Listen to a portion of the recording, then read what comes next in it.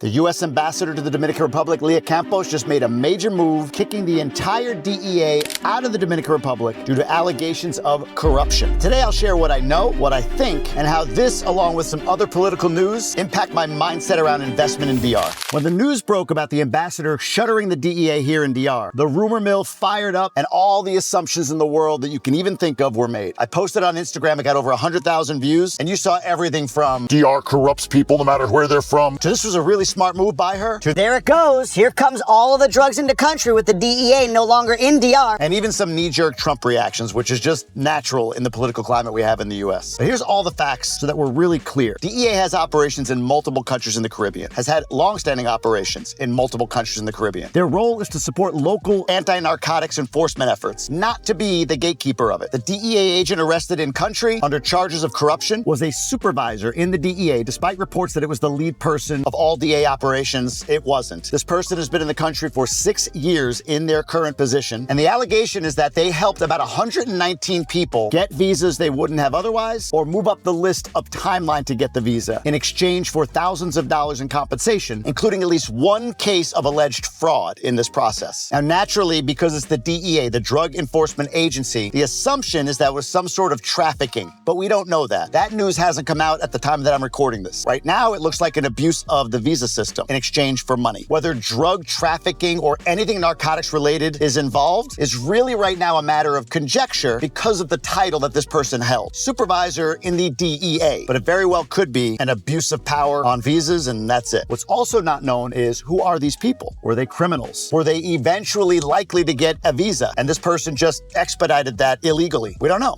These 119 people is what I mean. And I also don't know the details of the one fraud case, or at least the alleged fraud case. Some other facts to keep in mind. This DEA agent has been here for 6 years. The current ambassador has been confirmed for less than 1. And as far as the size and scope of operations in DR, I don't know this for sure, but on decent authority, it probably involves about 20 officials that are DEA assigned here in country. So now what do I think? I think DR wanted an ambassador really bad. I talked about this on the last video. I have heard from a lot of people here in country that the lack of a sitting ambassador from the United States over the Biden years was seen as insulting. Dominicans felt like they were low priority for that administration. Then enter this current ambassador. I know a lot of people in the United States are going to have their doubts because she's assigned by Donald Trump, who's a very polarizing figure.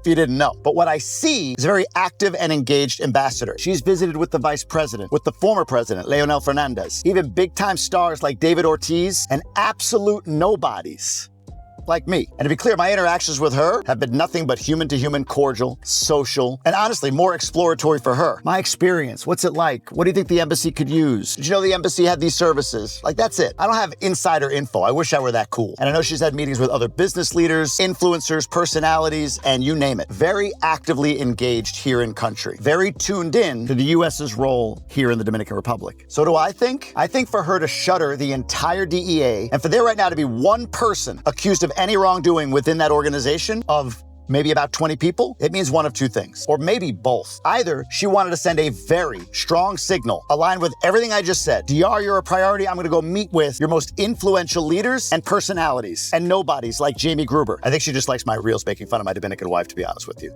They're good too, so. And now this says, DR, you're important to us. The relationship is, we will not allow this sort of thing to happen in our country. Even if it's 1 out of 20 people, we're going to get rid of the whole thing and investigate before maintaining and continuing operations. The second thing it can mean is that she has concerns that it goes beyond just this one person. This could be the tip of the iceberg. It could be just the first domino to fall amongst a larger corruption scheme. We'll see. But whether it's one, the other, or a combination of the two, with what we know right now, it's a strong signal of zero tolerance when crossing a red line important to this ambassador. Like her, don't like her associations and politics, or don't. I just said politics. It's actually a good phrase. I should coin that.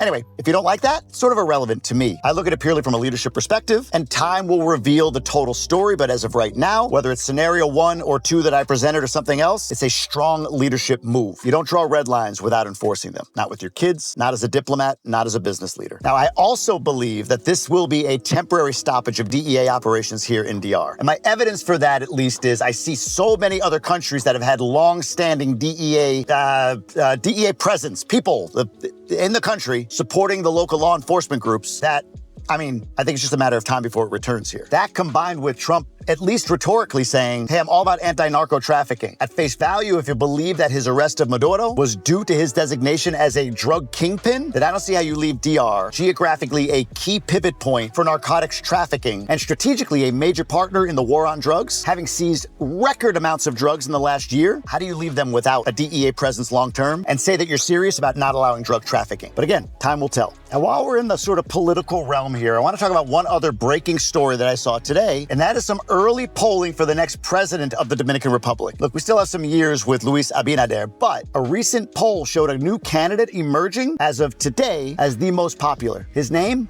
Omar Fernandez. He's the son of former President Leonel Fernandez. He's a senator currently in Distrito Nacional. Hey, I felt pretty good saying that. And he, like his father, is a member of the party, the FP. I'm not going to say the words for that one because my tongue ties on it. Still learning Spanish, people. Still getting there. Now, when you look at the policies of the FP versus the current party, which is the PRM, who, by the way, their leading candidate is probably David Collado, the Minister of Tourism. You can't look at it as an American, dissecting it how American politics are organized. There's not a left-right. There's not a liberal-conservative. Most of these parties are probably conservative by most definitions. And in my early research on what all this means, the current party, the PRM, the leading party in this poll, the FP, both are pro-business, pro-U.S. alignment, pro-expansion, pro-infrastructure. PRM might be a little bit more sustainability-focused, where FP seems to be a bit more growth and expansion-focused. And honestly, the biggest difference I could see analytically, and I'll take any of your feedback on this, drop it down below, because I'm learning with you here, folks, is the PRM seems to be a lot more in tune with anti-corruption efforts, and there have been clear results showing improvement in that area under the current president, whether you want to believe it or not. So we'll need to see the posture of the FP if, indeed, they are the elected party. But more than anything, I think it sends a signal. If you look up Omar Fernandez, he's young. Born in 1991. What does that make him? Like 35. So he's lived his whole life essentially in the digital era, from internet to social media to branding to marketing in the way that it's done today. Perhaps having some more innate understanding technologically of what AI is and what it'll be. He's a guy that's obviously expressing some ideas that span across generations. And maybe more importantly, he brings a legacy voting bloc that really likes Fernandez because of his pedigree and merges that with a younger voting bloc for the future. Again, we are super early on this. I have no idea what it's going to be, but here's my point. His polling at this level to me indicates that the electorate is thinking about the future. They see momentum, they see the progress, they see the growth of a middle class here in DR, and they want to accelerate. So as they consider these different alternatives between candidates, his combination of youth with a very experienced political backing is very attractive. Now, what does all this mean? The DEA news, the signals around this poll for the future of investing in DR? I mean, who knows? Nobody can predict the future. I don't have my crystal ball. I left it at home. But here's some signals I'm looking at. The ambassador's moves, along with other signals, seem to say to me that the U.S. and DR are getting further and further aligned, which perhaps means a more dollarized economy, which is good for some, maybe not good for others. The current and potential future leadership of this country are growth-focused. There is major momentum toward achieving investment-grade status as a country. In order to do so, there will have to be some level of tax reform, probably proposed, if not passed, this year in 2026. So to me, what this all signals is that opportunities will be plentiful for those that are willing or able to participate. That means entrepreneurial or forward-thinking lower-income Dominicans can seize opportunities to pull themselves out of the lowest rung of the socioeconomic ladder. It means a middle class can expand, and it means an upper class will get wealthier. They always do. But it also means the potential of a certain segment here being left behind, because what I haven't seen in anything I've watched or read, it just doesn't pop up as a heavy priority, it seems, is education. And I'm hopeful that the remainder of the time that this administration is in office, and whoever the future president might be, regardless of the party, that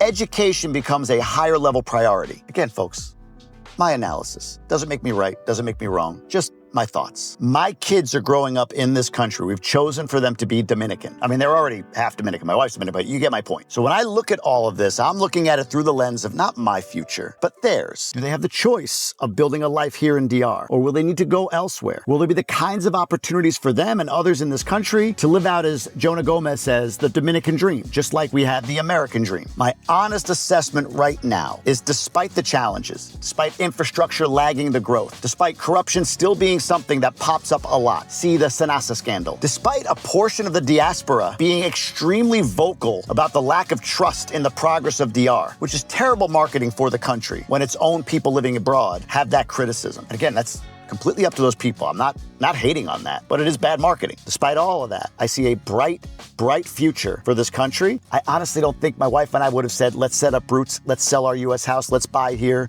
let's raise our kids here, if we didn't at least see the option for them of being in a place where they can make a life, where they can make a living. And even for me, we moved for the adventure, we stayed for the safety. We moved for the adventure, we stayed for the education. We moved for the adventure, we stayed for the community. We moved for the adventure, we stayed for the culture. Would love to know your thoughts. And also, I'd be remiss, we're building an amazing community called the DR Inner Circle. It's not a fan club for me. It's a community of people having these types of discussions, sharing knowledge, information. Need a blinds guy in Hanabacoa?